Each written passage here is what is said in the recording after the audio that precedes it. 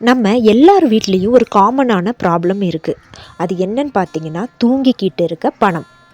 Welcome to நம்ம வீட்டு savings. இது 30 days 30 மணி டிப்ஸ் சீரீஸ்.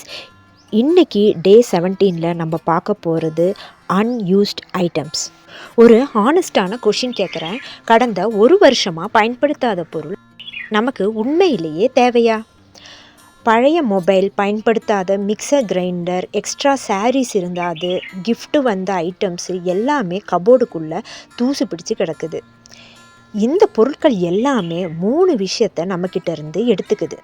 வீட்டில் இருக்க ஸ்பேஸ், மைண்ட் பீஸ், அப்புறம் மணி ஆப்பர்ச்சுனிட்டி. நம்ம நினைக்கிறோம் இது எப்போவோ யூஸ் ஆகும், வச்சுக்கலாம் அப்படின்ட்டு. ஆனால் உண்மை என்னென்னா 3 வருஷமாக யூஸ் ஆகாதது அடுத்த 3 வருஷத்துக்கும் யூஸ் ஆகாது. ஒரு சிம்பிள் கணக்கு போடலாம். ஒரு வீட்டில் பழைய மொபைல் ஒரு 5000 ரூபாய், அன்யூஸ்டு கிச்சன் ஐட்டம்ஸ் ஒரு 3000 ரூபாய்க்கு இருக்குது, எக்ஸ்ட்ரா ட்ரெஸ்ஸஸ் எல்லாம் ஒரு 4000 ரூபாய்க்கு இருக்குது அப்படின்னு பார்த்தோம்னா மொத்தம் 12000 ரூபாய். இது தூங்குகிற பணம். இந்த பணத்தை என்ன பண்ணலாம்? எமர்ஜென்சி ஃபண்டு ஸ்டார்ட் பண்ணலாம். குட்டியாக எஸ்ஐபி கூட போடலாம். ஏதாவது லோன் இருந்துச்சுன்னா லோனோட ப்ரீபேமெண்ட் கூட நம்ம பண்ணிக்கலாம். அன்யூஸ்ட் ஐட்டம்ஸ்ன்றது ஒரு ஃப்யூச்சருக்கான ரிலீஃப். இன்றைக்கே ஒரு டாஸ்க்கு உங்களுக்கு நான் கொடுக்குறேன். அது கண்டிப்பாக பண்ணி பாருங்கள். வீட்டில் இருக்கிற 10 அன்யூஸ்ட் ஐட்டம்ஸை லிஸ்ட் பண்ணுங்கள். யூஸ் இல்லைன்னா எமோஷனும் இல்லை, நம்மளுக்கு கில்ட்டும் வேண்டாம்.